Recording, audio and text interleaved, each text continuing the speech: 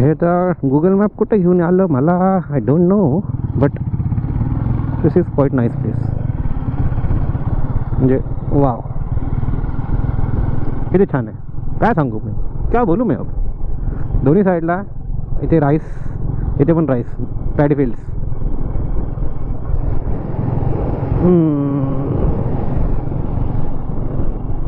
वाह, बरं झालं गूगल घेऊन आलं इथे.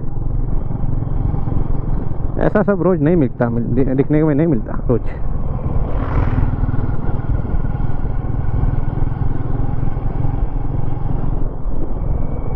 आता मी अशा एरियामध्ये आलो आहे तिथे चर्चेस आणि थोडेसे ख्रिश्चन कम्युनिटीचे लोक जास्त दिसतात आहे. त्या साईडला सगळे हिंदू लोक होते, हिंदू म्हणजे गोवन, आणि मंदिर दिसत होते. पण आता इथे थोडेसे आहेत म्हणजे ख्रिश्चन्स कम्युनिटीचे, कॅथलिक लोक आहेत आणि एक से एक बंगले तिकडे. आता जरा वाटतं की हा गोवा आहे करून, म्हणजे हे this is what people expect from the Goa. ते तर म्हणजे जरा म्हणजे वेगळंच होतं, बट एक वेगळं टाईपचं गोवा होतं, छान. पण ते पण आवडलं मला, हे पण आवडलं आहे, हे पण छान आहे. म्हणजे किती छान बंगले आहेत, प्रत्येक बंगल्यामध्ये एक एक कार. म्हणजे ऑब्वियसली इथे जर तर कम्यूट करण्यासाठी तर कार आणि टू व्हीलर तर पाहिजे. ओके, सो आता थोडंसं वाटतं सिटीमध्ये येतो आहे मी स्लोली. जेव्हा हे दिसतात ना असे, हे blue imperial blue wine shops आणि असे सगळे दिसतात, म्हणजे जमतं की तुम्ही जरा सिटीमध्ये आलेत करून. कारण जर एकदम आउटस्कर्ट्समध्ये हे सगळं दिसत नाही. पण छान होतं ते एरिया, म्हणजे पॅडी फील्ड्स होते, सगळे लोक शेती करत होते, ग्रीन लश मस्त होतं.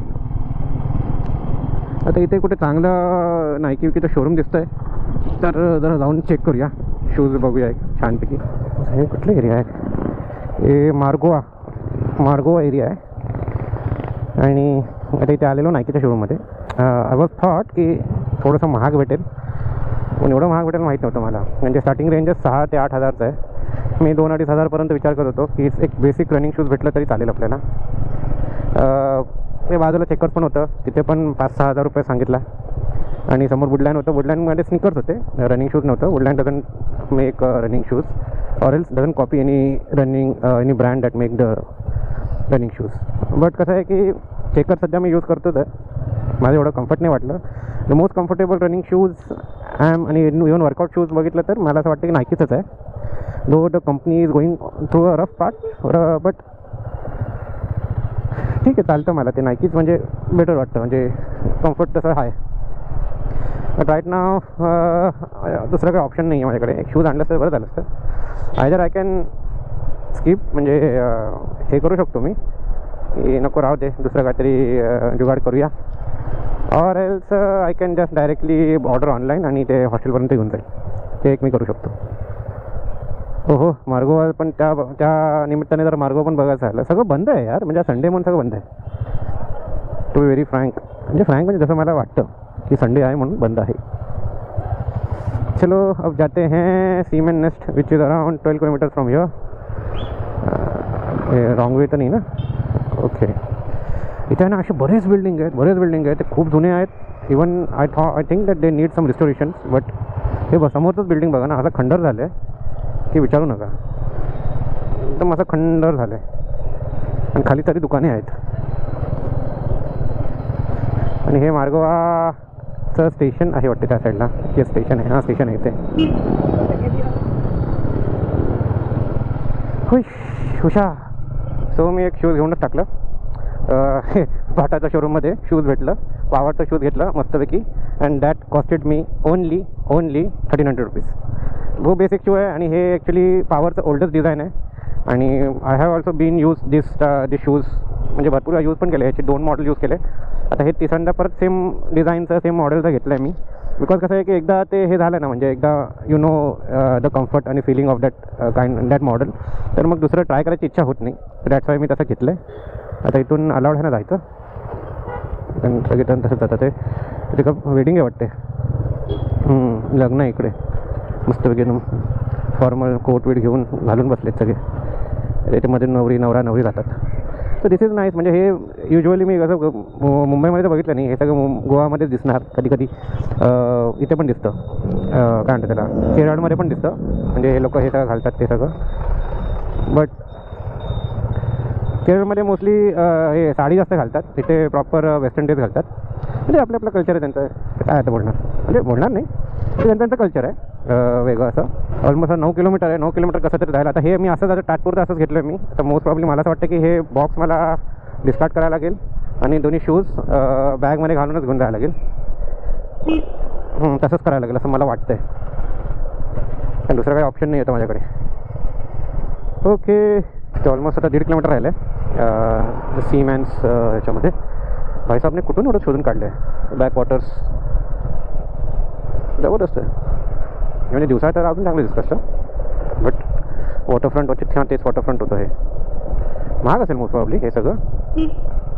जे आता मला ते बघायला लागेल की बॅकवॉटर्सच्या तिथे जे रेस्टॉरंट असतात ते महाग असतात किंवा ते सी फेसिंग असतात ते महाग असतात का. म्हणजे भाई ज्याने हे रेकमेंड केलेलं ना, त्याचं नाव अभिनव करून आहे, म्हणजे ज्याचं मी हिमालयन घेऊन गेलेलो अष्टविनायक नाही ज्योतिर्लिंगसाठी, त्याने हे रेकमेंड केलेलं मला. इवन आजचे ते दोन्ही जे लोकेशन होते तेही त्यांनीच रेकमेंड केलेलं. मी बोललो भाई तू बता मेरे को, पण काय कसं आहे की मी त्याच्यावरती डोळे बंद करून ट्रस्ट करू शकतो इन दिस थिंग, कारण तो फूडी पण आहे, ट्रॅव्हलिंग पण त्याला खूप आवडतं, आणि first he is a biker. हां, एवढं ह्याच्यामध्ये कुठून, ओ वाव, सिरियसली यार जबरदस्त, क्या बात आहे. कुठून काढलं शोधून त्यांनी. अजून 6:48 झाले आहेत, म्हणजे अजून ते ओपन नसेल.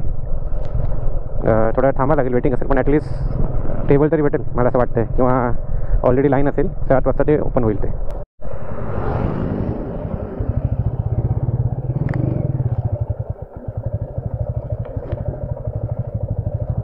बघा ना, बोलला नाही म्हणजे लावू शकतो.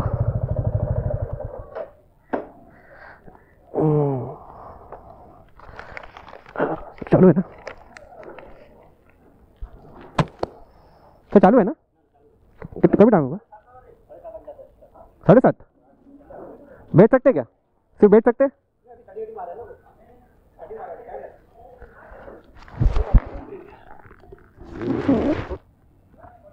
यहाँ रुक सकते हैं क्या, इधर रुक सकता हूँ.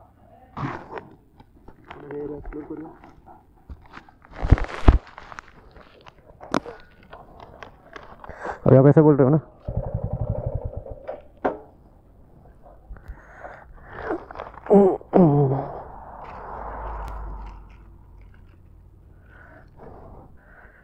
मटेरियल बहुत एक्सपेंसिव है, there loss of not my Johns.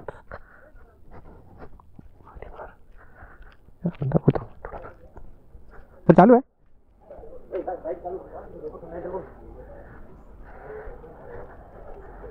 बेच सकते ना.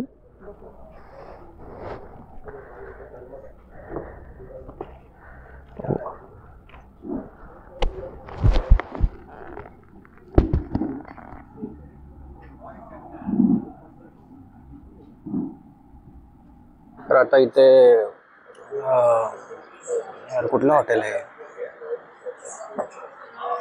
मिल्मर सॅम्स. मिल्मर सॅम्स कोण इथे आलो आहे.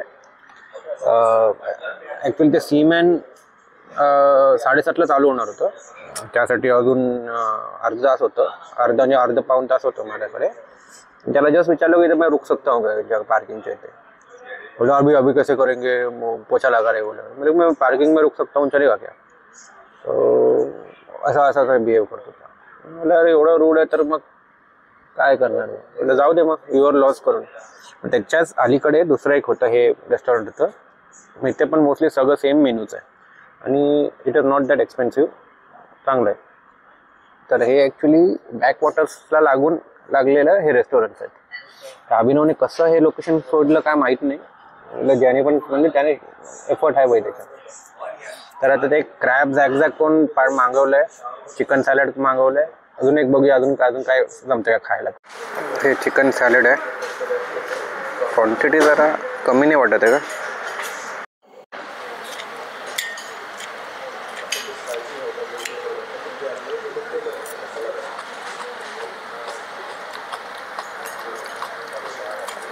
गोड आहे, नॉर्मली मिओ जास्तच गोड आहे वाटते.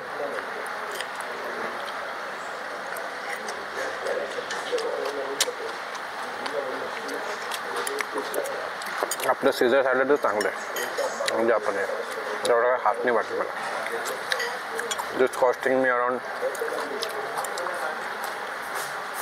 140 रुपीज. बापरे, लुक ॲट द साईज. खूप मोठं आहे, खूप मोठं क्रॅब आहे. सही आहे, सही आहे.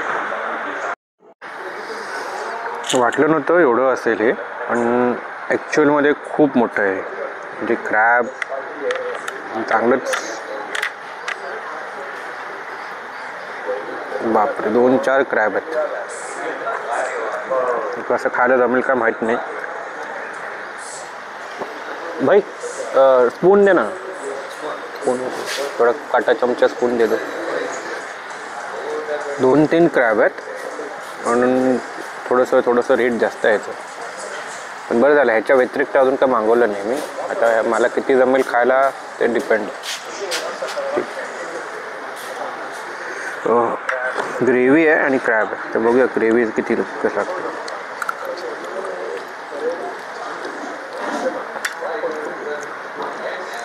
छान आहे, ग्रेव्ही पण छान आहे, गरम आहे एकदम, पण छान आहे.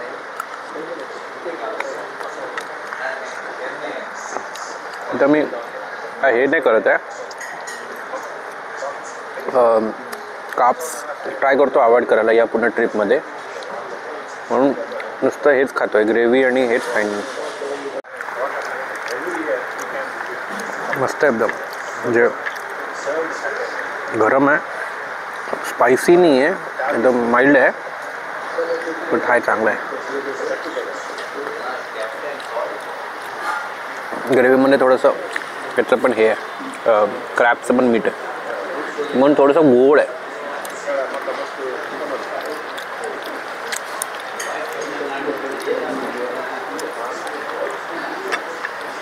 मे बी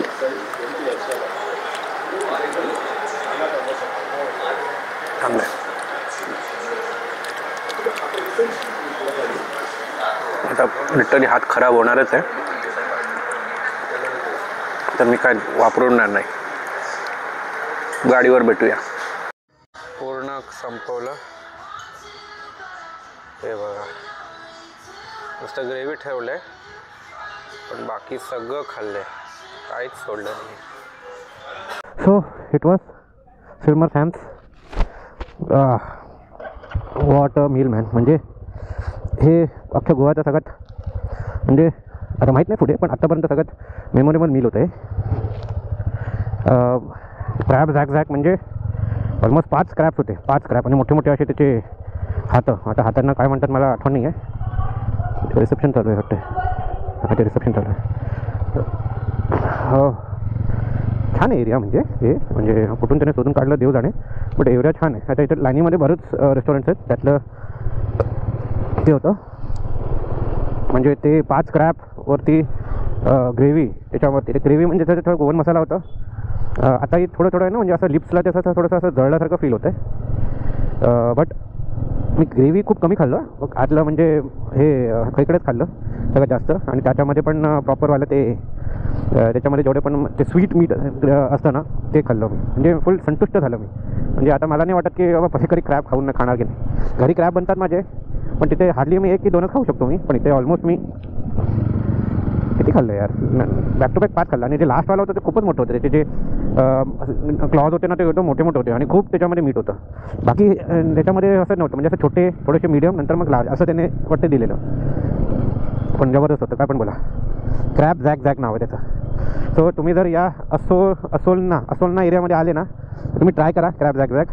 आता मी एकटा होतो म्हणून एकटा ते संपवलं, पण आरामात ते 4 जणं मिळून पण खाऊ शकतात. म्हणजे त्याच्यामध्ये तुम्हाला प्रॉपर तुम्हाला हे भेटून जाईल, म्हणजे काय म्हणतात त्याला, असं संतुष्टी म्हणतात ना, तसं ते तुम्हाला भेटून जाईल. ते एवढं चांगलं होतं ते. सो हायली रिकमेंडेड बाबा, हायली रिकमेंडेड. आणि ते सॅम्स प्लेस पण ऑल्सो गुड प्लेस.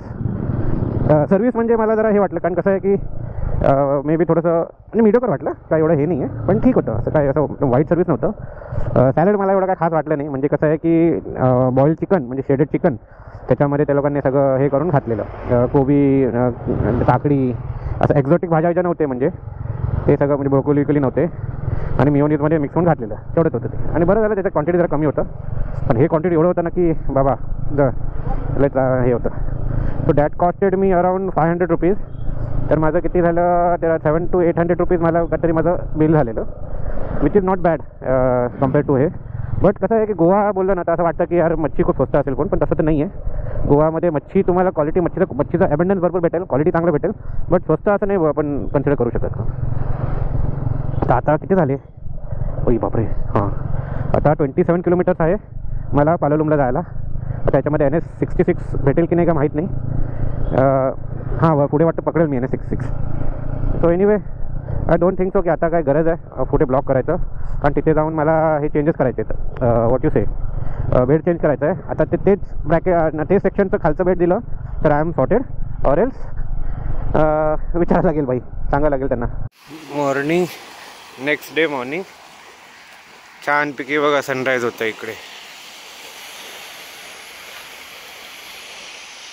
मोस्टली सगळेजण जॉगिंग किंवा वॉकिंग करतात आहे.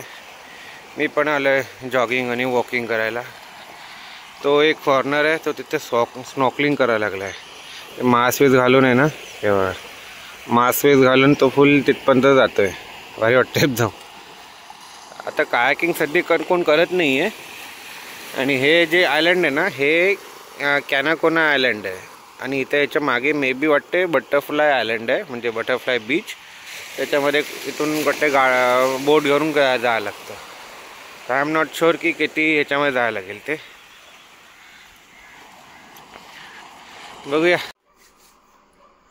So it's almost 3rd day, Saturday, Sunday, Monday, Tuesday, 4th day.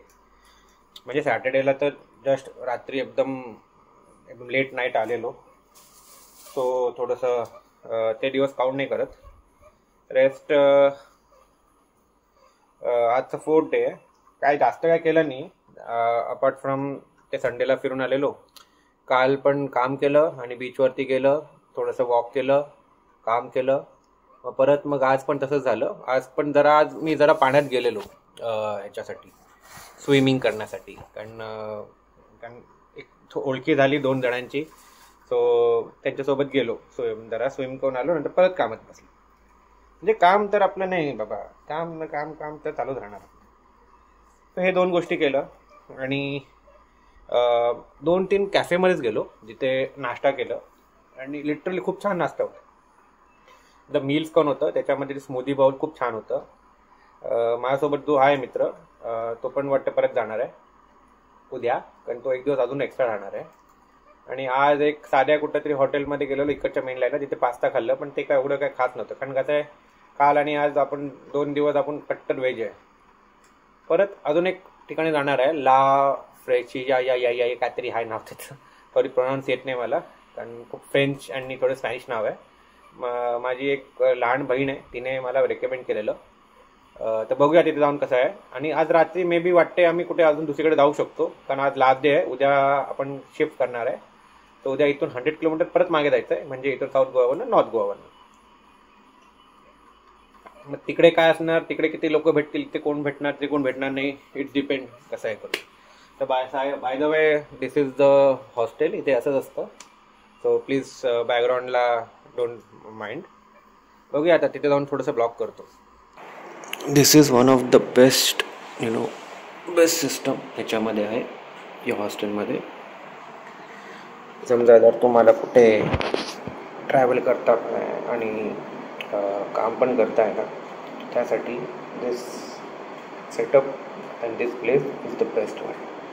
व्यवस्थित साऊंड प्रूफिंग रूम आहे, बसायला जागा आहे, AC आहे, बुक्स आहे, आणि वायफाय पण इकडचं खूप चांगलं आहे. आत्तापर्यंत म्हणजे की जेवढे हॉस्टेल्समध्ये मी राहिलेलो त्यांच्यामध्ये हे जे सेटअप आहे सगळ्यात बेस्ट आहे for working people. So for this definitely highly recommended. Please भारी येते. हे लोक मोस्टली इथे त्यासाठीच वाटते इथे येतात, मला असं वाटतं. कारण बऱ्याच जणांकडनं असं कळलं आहे मला.